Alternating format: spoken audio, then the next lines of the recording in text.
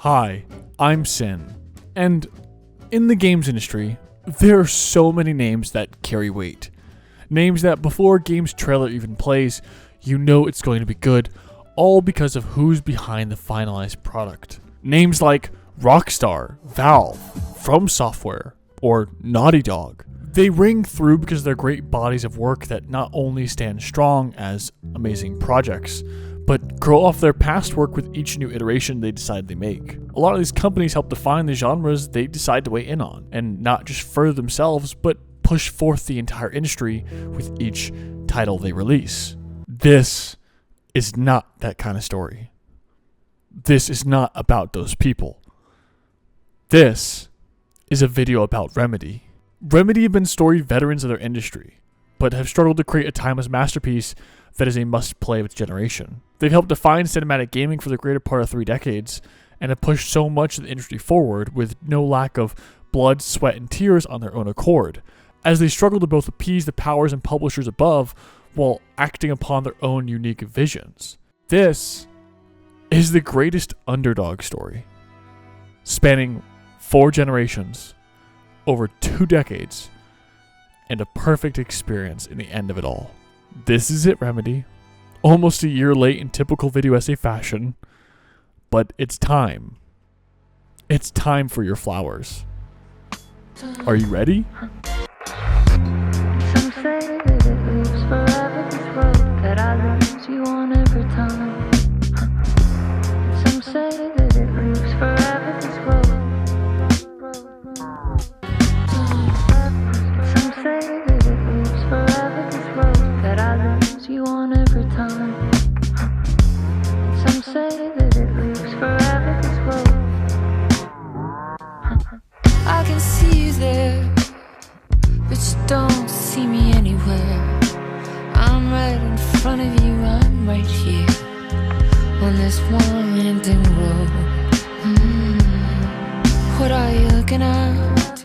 Is it your face on a pane of glass? 'Cause somehow this window becomes a trap on a winding road.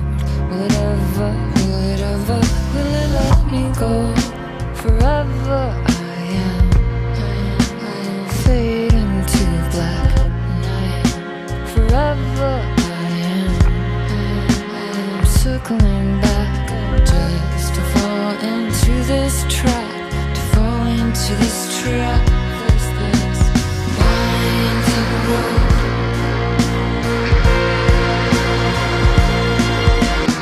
For most people, myself included, the story of Remedy's legacy begins in 2001, with their second ever release title, Max Payne, arguably their most successful and most influential game to be published. Even if you've never played Max Payne, you've probably seen it, heard of it, or at least felt the effects of it. Or bullet time, that is. Now, Max Payne wasn't the first game to use bullet time though. According to the most reputable and definitely trustworthy source on the internet, the Guinness Book of World Records, it was Requiem Avenge Angel in 1999, a sci-fi FPS game that follows biblical theming all about serving God to stop bringing about the apocalypse. Yes, that's a real synopsis of a game. And yes, they did in fact go bankrupt soon after. The 90s were a dark, strange time. What was the point in all this again? Bullet time, Remedy, right. So, yeah, they popularized shooting your gun really slow. You know, John Woo, Matrix, Keanu Reeves, John Wick, Dead Wife. You get the point. You're a smart person. You got it. Now, Max Payne would go on to, get a sequel and a movie, all written and mostly headed by the one and only Sam Lake, who is, yes, literally Max Payne. The sequel didn't sell well, and the movie, exists. So I think understandably, the publisher Take-Two Interactive would shelf it until eventually being revisited by the co-production studio, Rockstar Games. Yes, that Rockstar Games. And we're going to skip over the mess of a third installment for the betterment of time. This video is really long. Let's keep going. Now, After the smash success that was Max Payne, Remedy actually wanted to go out and make a giant sandbox game. But seeing as it's fucking 2004, games look like this, and they've never attempted anything to that scale before, you could say it was a bit of a fucking pipe dream. So, in a whiff of inspiration and probably deadlines, they decided to take after media like Twin Peaks and The Twilight Zone. So Sam and the team would spend 5 years making Alan Wake. The game does open well. It explains the combat system in a nightmare sequence. You wake up and are fed the game's basic introduction, entering Bright Falls and meeting the lively and kooky characters that fill the small town's residency. After meeting the strange realtor that owns your cabin and settling in, you excitedly think there's going to be a great sex scene. You then get in a fight with your wife, just like real life, and she gets taken by the dark presence. I wish. But because, I guess love and commitment or whatever, Alan Wake decides to dive in after her. And immediately after, you're woken up in a daze in a smashed car overhanging a cliff. And jokes aside, actually serious, this is a genuine moment of confusion. Upon exploring the forest you find yourself in, your nightmare from before becomes reality, as the owner of the cabin, Carl Stuckey, what a name, tries to kill you, and just like in your nightmare, can't be hurt unless you use your flashlight.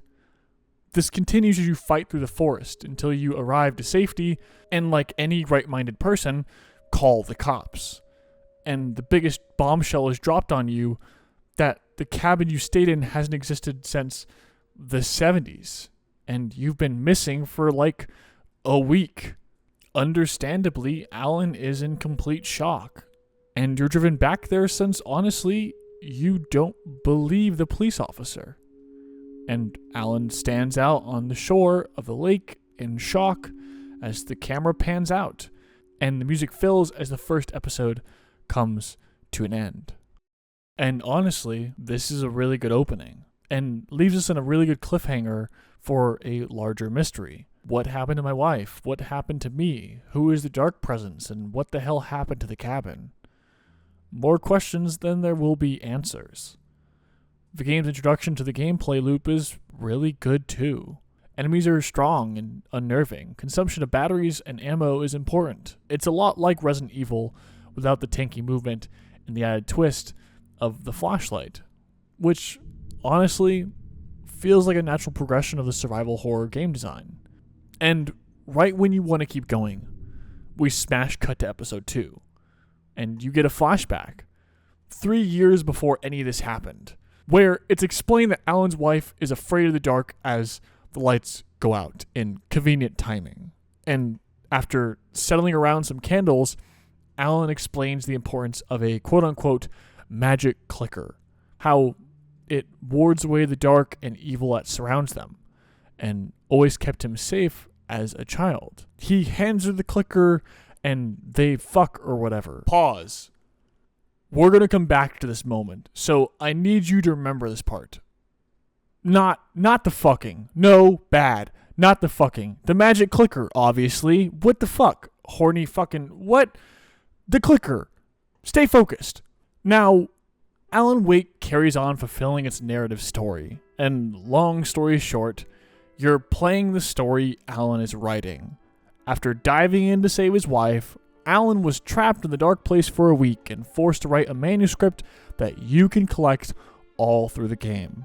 That tells the game's story as it's happening. And at first, this is a very cool effect. The game plays with your mind all the time, leaving red herrings and having multiple sequences where they straight up tell you that you're deranged or crazy, that none of what you're dealing with is real. And based on the shit that's happening around you, it's actually a very convincing argument. The town that surrounds you is actually affected by the story that you've written. People actually die, and they're not afraid to show you that full fucking frontal. Remind you wrote that in as you pick up the manuscripts of your novel where you wrote someone in that fucking novel just to die. And As the game unfolds, you learn better what is happening. And it's not the first time it's happened either. You see, deep underneath the Lake of Bright Falls lies the Dark Presence, trapped for decades by Thomas Zane, a young poet and writer just like Alan Wake. Decades ago, the 70s, Thomas Zane was held the same as Alan Wake is now, so he trapped the Dark Presence under the lake and wrote himself out of existence to save everyone, while leaving you some nice caches along the way, knowing this would probably happen again. What a nice guy. With this new knowledge, you're chased by the Dark Presence across Bright Falls, back to the cabin, and to kill the Dark Presence using that magical clicker. And you're left with one of the most iconic lines, for better or worse. It's not a lake, it's an ocean. Or at least that's what all I can interpret. Because here's the problem. A lot of the backstory and explanation to events is really convoluted. There are different things told to the player that send you in different directions. As mentioned before, red herrings, half-truths, and things left up to interpretation. And it all feels worthless when the ending is really so simple. He writes the ending of the manuscript, goes back to the cabin in the dark place, and uses the clicker to defeat the Dark Presence, and trades places with his wife to free her, trapping himself in the dark place, sacrificing himself just as Thomas Zane did decades ago in his prime. Remember earlier how I said to remember that scene at the very beginning? The flashback? Surprise. The obvious foreshadowing was obvious foreshadowing. Alan, a writer, wrote himself out of this horror story by using the clicker, his childhood tool he used to ward away the dark. To ward away the dark. Yeah, that's it. That's what this amounts to. This whole game and the emotions it conveys in the player feel convoluted when a lot of it ultimately goes nowhere. It's a game that endows itself with the title of mystery, yet feels less and less like it the further you get and the more answers you receive.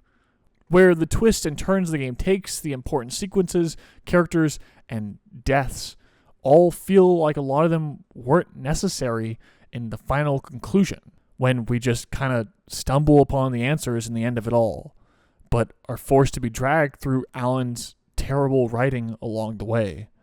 And a lot of this comes from the fact that the whole game kind of hinges on the fact I'm supposed to like Alan's wife. But before she's kidnapped, I don't get more than 3 conversations with her. I don't find myself having any sort of meaningful connection. And the first real conversation we have that amounts to anything is a fight. They eventually try and infill a backstory of a troubled relationship and Alan's fame and alcoholism in flashbacks after the fact, as if to make me feel bad, but there's just never that connection to begin with, so there's no guilt either. And it isn't at all helped by the fact that the gameplay experience that are supposed to enrich this whole game gets flat out dull. Fast. The game never really grows far from the tutorial. Most of the game is spent with the exact same loop. What felt like a progression from games like Resident Evil ends up feeling like a gimmick after the first 2 chapters, as it just kind of stagnates and loses any aspect of horror or resource management as the combat sequences just grow in scale. The few upgrades and weaponry make combat much easier to maintain, and rather than make the enemies harder, they just kind of give you more. More everything. More fights, more enemies, more weapons, more. The little bit they do add to the combat feels more annoying and gimmick than the initial combat. The Dark Presence taking over props and flinging them at you, which just makes you point your flashlight at it, same as you've kind of done all game already. And the birds. Oh, the fucking birds. They force you to stop all progression for like 5 minutes just to ward away some birds constantly. And it's less challenging and scary than anything else in this game. It's bad when I can see an obvious arena or long bridge or gondola ride or anything that I know is going to be a bird sequence, and I genuinely dread having to progress the game because of how annoying and overused this is. And remember that pipe dream about an open world sandbox? Well, clearly it had some degree of influence.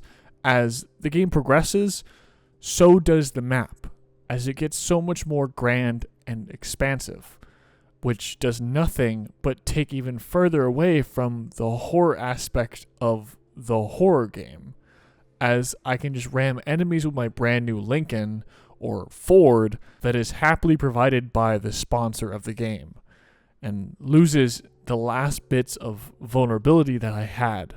The game world makes constant references to the game's influences, from Twin Peaks to The Twilight Zone to The Shining, and it's cute at first.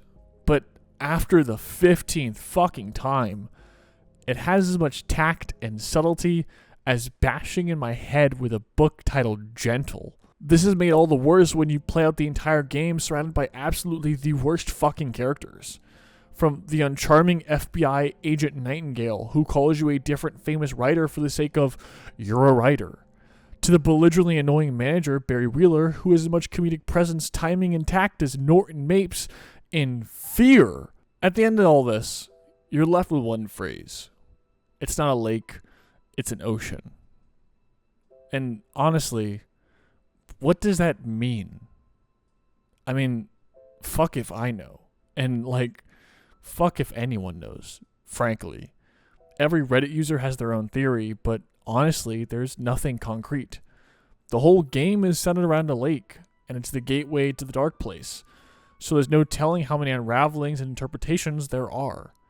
The final line feels as convoluted as the rest of this game is, never fulfilled on its full potential, and seemingly under-delivering from what the game could have actually been after its very strong setup and start. All of this adding up to the fact that it's become more popular over the past decade since this game has come out to say, I don't like Alan Wake.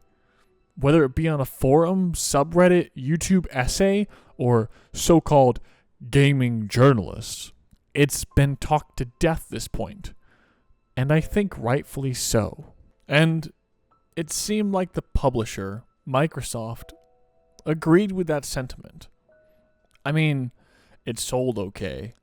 It was received okay at the time, but they did opt out of making a sequel. Looking at its competition that year, it's understandable why Microsoft wouldn't want to carry on. Amnesia had a chokehold on the horror genre. Heavy Rain bested Remedy as a story game, and there were so many better and more successful action-adventure games. And even the shadow of their former publisher, Take-Two, and co-developers, Rockstar, weighed over them with the release of Red Dead Redemption that year. In fact, they actually released the exact same weekend. And in the first 2 weeks, Red Dead Redemption outsold Alan Wake by a lot. So the live-action mixed episodic game pitch for Alan Wake 2 they brought to Microsoft would eventually be turned around. Microsoft wanted something new and fresh, something definitive that would help them sell the Xbox One console, to step away from the Alan Wake franchise. So they turned that same concept into their new IP, Quantum Break. Now, Quantum Break was another stab at the story-rich action-adventure, taking away the mystery or horror-like aspects, following a more simple, linear story all about time travel. That's ironic, defined less by its gameplay, but more by its gimmick, the downloadable TV show that accompanied the game, and would deliver equal parts of the story as a yang to the yin of the experimental mixed media project. And that's about it. There's not much to be said here. The story of the game is okay. The gameplay feels similar to most generic AAA games in 2016. Bullets tickle. The abilities are okay. Gameplay overall just feels like a more squishy, less precise, or responsive Uncharted. And honestly feels like a step down from Alan Wake. The TV show is a budget TV show that no one probably would have ever touched if not directly tied along the game as a package deal.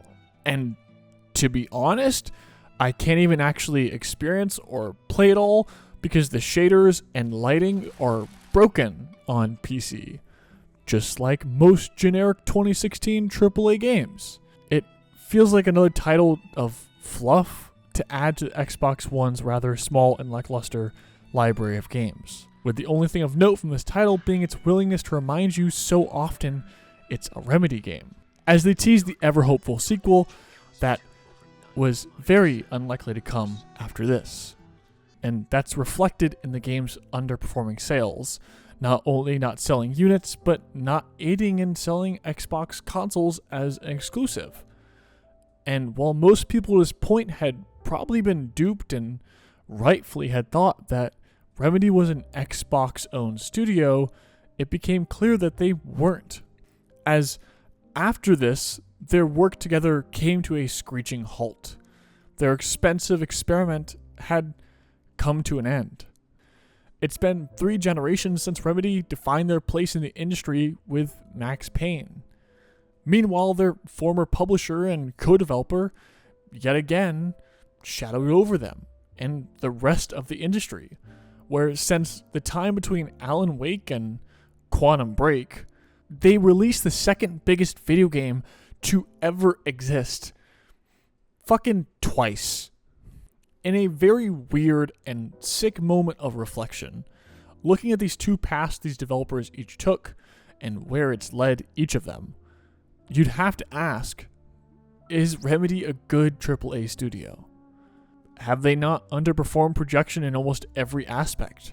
And will they be forgotten to time with each of their games not being owned by Remedy themselves?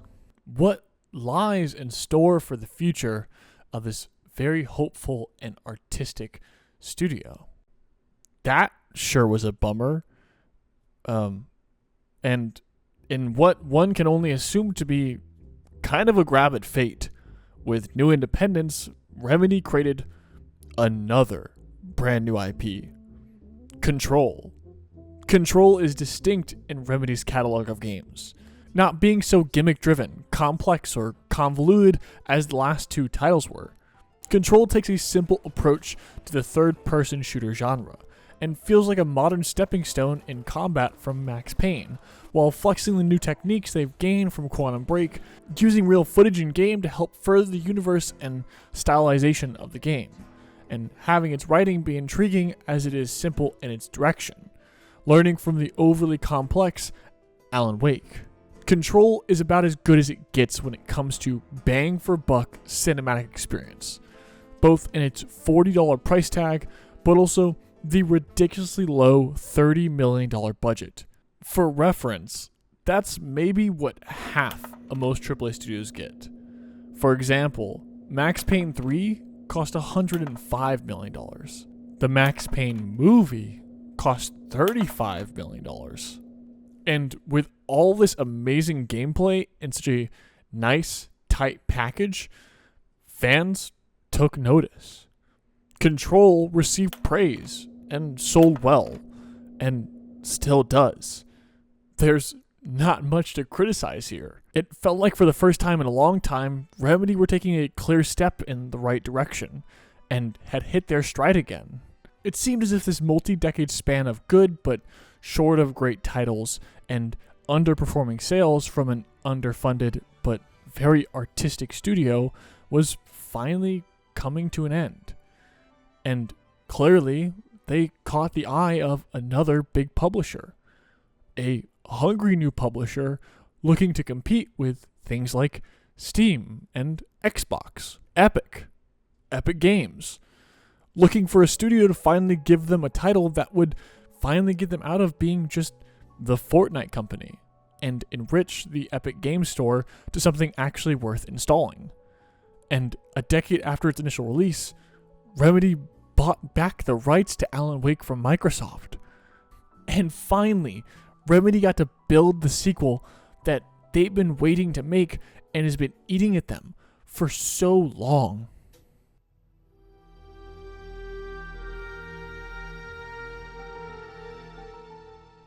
Alan Wake 2 opens the same place Alan Wake 1 ended, with Alan in the dark place. We have blood seemingly flowing from a highlighted glow in his forehead. He makes remarks about how we all come to stories looking for answers, seemingly to almost comment on people's feelings after Alan Wake 1, never really getting the full story or answers. And it's juxtaposed by saying it might be better to live with that hope than get the full story. As Alan fades, we get a long, ominous shot of Cauldron Lake, making remarks about the curse of the horror genre. There are only victims and monsters, and it's best to not become either. But most people get ripped apart along the way, again reflecting the final answer of Alan Wake 1. Alan becoming a victim and being trapped in the dark place, and being the only present answer to save all affected parties.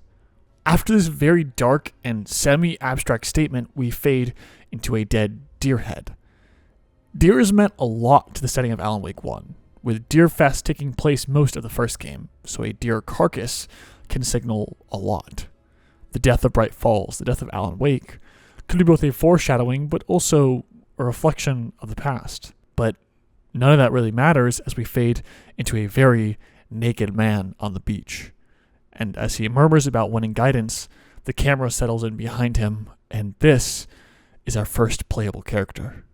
And as you shuffle along the beach and your mind stirs in wonder to what the fuck is unfolding and what are we getting up to, you get the very uncomfortable and unnerving flashlight as some random onlookers find your very pale, naked, overweight self shuffling through the woods.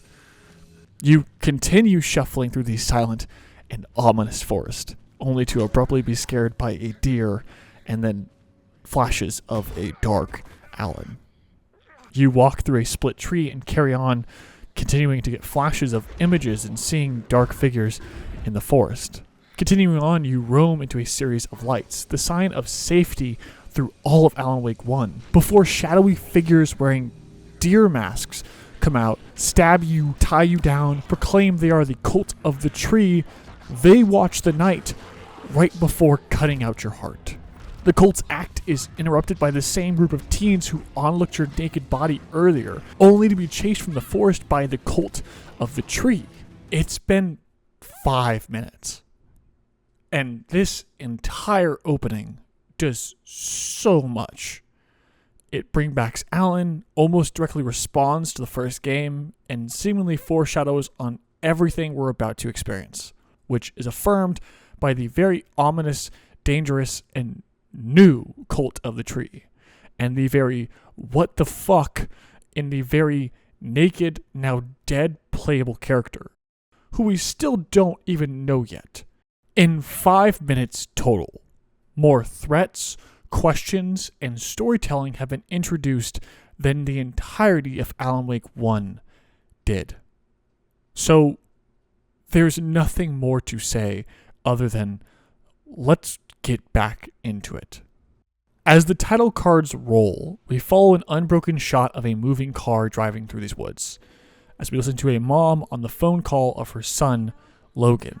Immediately, we're drawn back to the classic references of media that Alan Wake 1 had, as I immediately think about the unbroken opening of The Shining. As we cut back to the car, we meet one of our protagonists and her partner, Saga Anderson and Alex Casey, as they comment about the murder in the woods that we just played through. You arrive on the scene and meet Deputy Mulligan, and go onward to the crime scene, as you are introduced to probably the coolest mechanic in the entire game, the Mind Place, where you can pause the game and build each case all in Saga's head, using classic pins and rope. As you arrive on the crime scene, we meet the goofy Deputy Thorin, and we get to pick apart the crime scene and dead body for evidence that gets put together in our new Mind Place. As we piece together a puzzle, we find out the very naked, overweight man on the table is none other than Agent Robert Nightingale, the same unfunny FBI agent from Alan Wake 1, who called us a writer for the sake that we're a writer, which makes it now feel all the more personal as you wear the very large FBI logo on your back. And as you learn in asking, Alex Casey actually knew Nightingale before his disappearance. And only then do you now go back to the Mind Place and profile Nightingale. With the green glow and flashes of real people behind Saga appearing for the first time, it's almost magical to witness. And this will become the main way we piece things together and get insights to characters, motives, and people's feelings all throughout this entire game. From this point, things seem to get weirder. As you leave the crime scene, you approach the same tree that we just went through as Nightingale, but it is now very much closed by a boulder, and we find our first page of the manuscript. The two detectives then learn the manuscript has them written in it. It's about them. After putting pieces of the puzzle together some more, you wander through the woods for more answers, and you find a small station owned by the Federal Bureau of Control, a cute and subtle nod to the game Control, only before leaving to head back to town. Heading back to the town of Bright Falls, it's weird, but kind of cool. Not much has changed, and again, it's time for Deerfest. You head back to the old Oh Deer Diner, in which you meet Sheriff Breaker, played by Sean Ashmore of Quantum Break, where you head in to meet the two witnesses of the murder of Nightingale, where you ask them questions. They don't tell you the full story, understandably, and you again profile them. Get used to this. This is a lot of the game. But in very strange fashion, the all too familiar waitress of the Oh Deer Diner, Rose, turns around to welcome you back to Bright Falls. She knows your name, claims you used to live here, and tells you that you had a baby girl who died here. Understandably, just like the player, Saga is fucking confused, and after asking more questions, is informed by Rose that she apparently had a daughter that drowned, and she must be blocking out her traumatic past, I guess. And we officially have gone from weird to what the fuck is going on. Skipping through a lot of dialogue, you head back to the station to get a better look at the deceased Nightingale. And upon picking apart clues inside the deceased body, you find another manuscript page, where the old but new again Sheriff Breaker tells you they've collected loads of these. And upon retrieving his evidence binder, Sheriff Breaker just disappears. And Nightingale's deceased body stands up to attack everyone in the room. The game goes from naive but dark mystery to absolute horror just as we roll into the first hour mark, where Nightingale's dead body becomes a tutorial for most of this game's combat loop, as we stand in the safety of light and he can't see or hurt us, but have to take risks running in the dark trying to get a pistol, then attacking him, only for him to disappear when we kill him. And right as your head is spinning with so many fucking questions, end of chapter. I've spent so much time on this opening chapter of the game, and that's because it sets up a lot. This entire chapter returns us back to Bright Falls, opens so many new mysteries, introduces so many new and old faces, gives us driving plot narratives, the main system we use as a detective with the Mind Place, and ends it all on the revised version of Alan Wake's original combat system. We're totally an hour in at this point, and we still haven't even found out where Alan is or what's going on. Even if you don't like the rest of this game, it is undeniable. This is probably the single best introduction to a sequel in a video game ever. There is not a single franchise or game that has done a reintroduction as well as Alan Wake 2 has. Some games lean very heavily on the older material, literally making a direct sequel, and others have no context from older source material, creating a spiritual successor that only similarity is really the name. The closest thing I have as a reference to a sequel that does anything this well is from their former publisher, Take-Two, and co-studio Rockstar with Red Dead Redemption 2. But I cannot express how much better Remedy does this, because Red Dead Redemption 2 is a prequel. It doesn't have to follow the world of Red Dead 1 so directly. Rather, they get to tell you the story before Red Dead 1, and it gives them so much more freedom because of that. Because you, the player, have all the expectation of what you want in a follow-up, but nothing of what happened before this, which allows them to tell a story adjacent to the source material, rather than directly following it up. As long as it sets up the original story in some manner, and though it's set in the same world, it's not the same story. But this, Alan Wake 2, is a direct sequel. And it's done an amazing job at that in only an hour. And again, we haven't even met Alan. The only time we have yet to see him was a brief moment in the opening.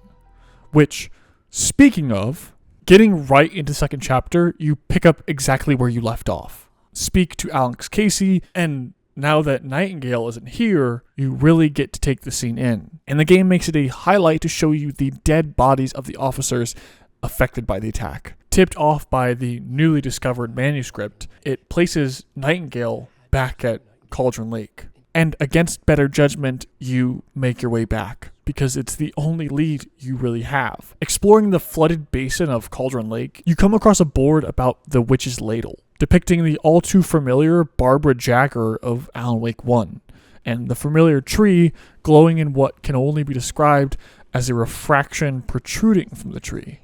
And in classic Alan Wake fashion, shining your torch on it, it burns away, and reveals a new manuscript page leading you back to the witch's hut. You again, against better judgment with your only lead, head to the mentioned witch's hut. But unlike in the page, the hut isn't lit. So you find a fuse for the fuse box, and once all lit up, you find the next manuscript page, which asks you to put a heart in the witch's empty chest, as in the sign you saw earlier. So now you profile Nightingale some more. It's revealed the heart is stolen by the witch and lies in the general store. So you go to the general store in the woods, kill a bewitched cultist using your trusty flashlight and gun, and take the heart back, putting it into the witch's empty chest. The tree opens up and glows red. Entering it, you enter a loop, haunted by the sound of your son and glowing visions of people. You burn more refractions, revealing more manuscript pages, and continue on through the trippy loop of the winding forest, glowing with color and popping imagery and visions of what we would later find out to be the Dark Place. And unbeknownst to us, we have entered a boss fight with Nightingale. And upon killing Nightingale, you find Alan Wake washed up on the shore of Cauldron Lake. And that is Chapter 2. Jumping right into Chapter 3, we get the usual detective duo interviewing Alan Wake. And for the first time, as we pan into a puddle in a back room, we take control as Alan in the Dark Place. You're interjected with a real-life cutscene of Alan on a talk show with a Mr. Dorr, speaking about his new book, Initiation, that Alan acclaims to have never written, on a talk show that reflects that of one like The Tonight Show. And as the conversation continues, the light flickers, and we cut back in a seamless transition to Alan Wake, living through Initiation, his new book. Just as described in the talk show, back at the same TV set, wandering, trapped in the Dark Place. Get through some coded doors, meet the janitor from Control, get hunted by an unseen being, and we're brought to Alan's buying place, the writer's room, where you can just as much piece things together as you form a manuscript, just like Saga Anderson can. And as we write together our story, we're sent back to the waiting room, back to the TV, back to the talk show. And this time, Alex Casey is here, the actor of the new films based on the Alex Casey novels written by Alan. This is likely a reference to the original Max Payne movie. And right when things start to get good, again, we're transported back to video game Alan. But this time, the game introduces a new mechanic, the lamp, shifting the dark place around you with light, opening new doors, pathways. And as we go about solving these physical puzzles with light, we're led to a room filled with televisions depicting Alan writing what we're living. Countless stories, just trying to escape and directly speaking on his struggles, frustrations of the situation he finds himself in, being trapped in the dark place. How do you open a door that's not a door, at the bottom of an ocean that's not an ocean, in a lake that's not a lake? And on the words that ended the first game, so does the chapter. The third chapter in the introduction of Initiation completely brings this game into a new setting, with a second protagonist, and it fills the complete other half of this game. Because up until this point, we've only experienced half the game. And this is where Alan Wake 2 actually begins, because this is only the introduction. Saga Anderson's sections are spent uncovering the cult of the tree, and solving the mystery from her perspective in the real world, while Alan unravels his own mystery and strange problems fighting off Scratch in the dark place. This whole introduction being over an hour long seems long, but not when compared to the entire game, because this is almost 20 hours in length, and the difference between Alan Wake 1 and 2 is substantial outside of just the obvious amount of time. It's the different protagonists, the different settings, and the balance between both. But also in almost everything that this game imposes itself to be. Starting from the framework, the story is amazing. Rather than relying on the fucking captured wife of Alan Wake as the main driving narrative force, the confused entrapment of both characters that we directly play as and their ever-hopeful freedom is such a much more driving force of narrative that I can feel so much more attached to as a player. With Alan being trapped in the dark place, a reimagined horrific New York City, and not being the generic white guy protagonist with a gun like he was in the first game. But he is a broken, confused, devastated, and absolutely haunted Alan Wake, who's been trapped for a fucking decade, as he explores the many settings of the dark place and uses his torch and light to navigate it all, exploring the horrific, gruesome acts that accompany the victims of the dark place, falling into his own relationship. And that's not even to mention the new protagonist, Saga Anderson, who is just honestly trying to understand what's real for most of this. We saw a glimpse of this in the introduction, but beyond that, we use her as a real vehicle for emotion and a reflection as the player, because she's not Alan Wake. She's just a person affected by all this. And though that was kind of touched on in the first game, we never really got to see the fleshed out emotions or loss of those affected by Alan's writing. But we really get all the frustration and anger of being written into Alan's stupid fucking manuscript with Saga. He wrote her kids, family, and entire life into this story, just trying to get his own freedom. And she becomes our vehicle to uncovering most of the meaningful substance and characters in this game. From Alex Casey, to the Anderson brothers, to the Koskela brothers, to Rose, to the rest of town, and becomes our anchor of Bright Falls, while Alan is still trapped in the dark place. And look, I'm not trying to pitch to you that this story is perfect. I honestly didn't love the ending, but the substance between the introduction and the ending is so much greater. The subplots and each new character introduced, each that have their own problems, perspective, purpose, reason, weight.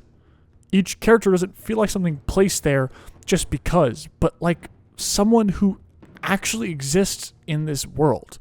A reflection of the express cause and effect of a decade of the continued problem of Alan being trapped in the dark place.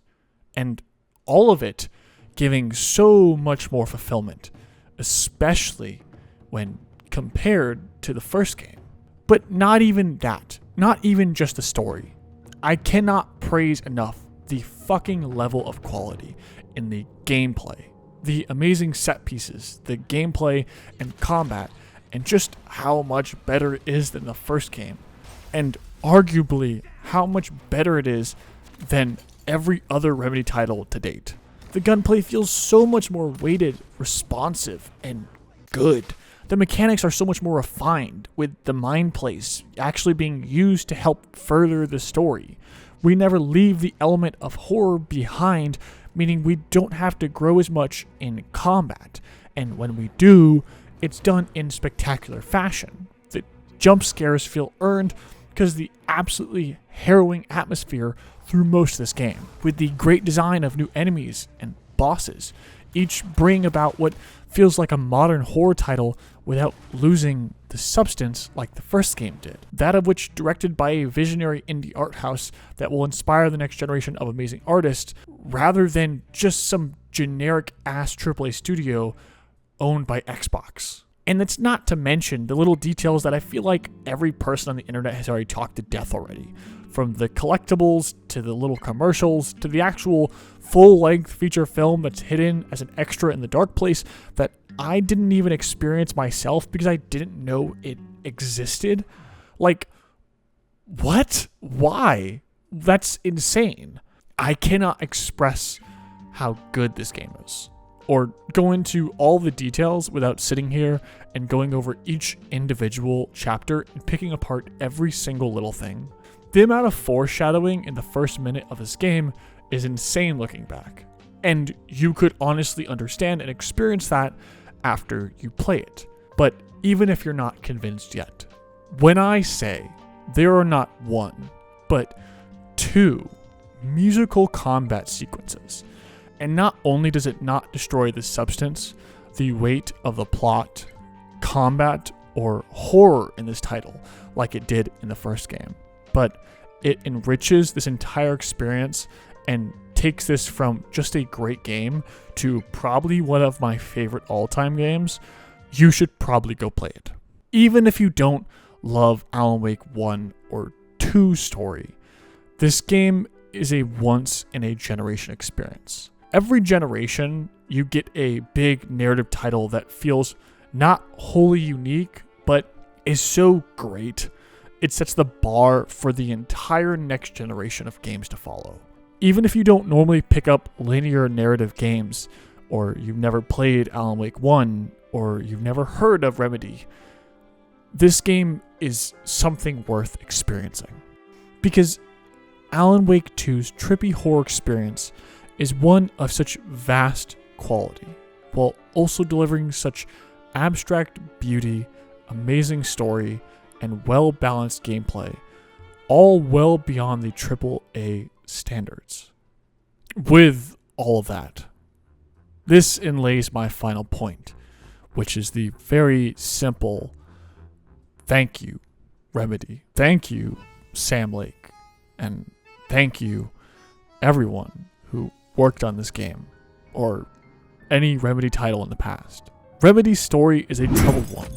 In terms of large studios, I don't think of many that have been as experimental, successful, and yet so widely ridiculed and criticized for their work. And that's not to say that the critics are inherently wrong, but a game like Alan Wake 2, with this quality, this much experimentation, and this much unique, artistic-driven choices, can only be built by independent Remedy. The combat of Max Payne, the fucking characters, world, and story of Alan Wake, the real-life filmed and acted shots and integrated segments of Quantum Break, and the amazing quality set pieces, trippy visuals, colors, and general bar of quality that came from Control. This game is one that literally spans the time and experience built over multiple decades and multiple generations of only the specific titles, artistry, and experimentation of what Remedy have spent their time making, with varied degrees of success from what is now 4 fucking publishers. Does anyone understand how fucking hard that is? How hard it is to not only make a game, but a good game, and a game to this far level of quality. I have been outspokenly critical about so many studios, Bethesda and their lack of ingenuity and artistry behind their recent titles. CD Projekt Red with their lack of care about the people behind making these games. Xbox, Microsoft, Activision, Blizzard, and Ubisoft's history with a lack of any sort of care other than their bottom fucking dollar. And there's plenty to be critical and upset over most AAA studios. But Remedy, have spent all this time caring about the art and their work. The people behind it who make the art and the people who choose to play and enjoy it. It's so easy to become so harshly critical about a title and be so ever cynical because maybe you put 20 hours into the game, you just didn't like it, and you want your $60 back. And I understand that. But in that same identity, you miss the whole conversation of the people behind the game. Your 20 hours takes thousands of hours to make, millions of dollars from hundreds of people. We don't get let in on the technical limitations, the difficulty working with upper management. We don't see the long hours, the hard nights, the compromises, and at the end of it all, the frustration when they get back a review from fucking, I don't know, IGN saying, it's okay. Or the angry forum user who maybe played 20 minutes and left some shitty fucking comment, which is absolutely baseless if you just play the game. Or maybe some dumb dog in a suit talking for way too long about a game that's way too niche and no one probably gives a shit about. But Remedy and the success of Alan Wake 2 serves as a reminder that there's more to the story. That the games industry isn't so simple, black or white, but rather a large mesh of gray. And we miss the people in between it all. And though we should appreciate the games that are amazing and genre bending, the studios that struggle to find success still try their best with each title.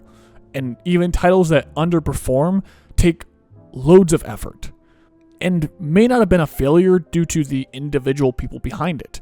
A lot of the studios have the talent and resources to make chart-topping games, but time, money, and shitty people tend to get in the way. And we should still appreciate the titles and studios that maybe didn't absolutely blow our socks off or change how we think about gaming, but just made a fun fucking experience. I think people get so overworked over a 3 out of 5 score, myself included, when that in no way changes how much fun I had for my $60 and 20 hours of gameplay, and does not reflect 90% of the experience that is delivered upon, but rather the 10% that we really didn't like. Remedy, thank you for not listening. Because if anyone stopped to listen to the people above them or below them, we probably wouldn't have gotten this title. You'd likely be off somewhere making another shitty Call of Duty or Valorant clone, or maybe recycling Max Payne for the 5th time in a row, or maybe off somewhere abusing your employees for the means of an investor. Instead, you put your vision first, and it's taken us, the players, 2 decades and 4 generations just to see the final product and finally understand what you wanted. So I will most definitely have you in those conversations of the greats from now on, and I will be waiting for the next title. Hopefully, it won't take a decade to make, but if it does, I'll be here. And thank you for watching. I know this has been a long one, but hopefully it all made sense in the end. Kind of like Alan Wake 2. Funny how that works. Anyway, subscribe if you'd like. Check out the Patreon to help support me. Alright, I'll catch you in the next one. Bye-bye. Try to bite me, know you got my back and know that I got yours. Oh, so I can feel your heart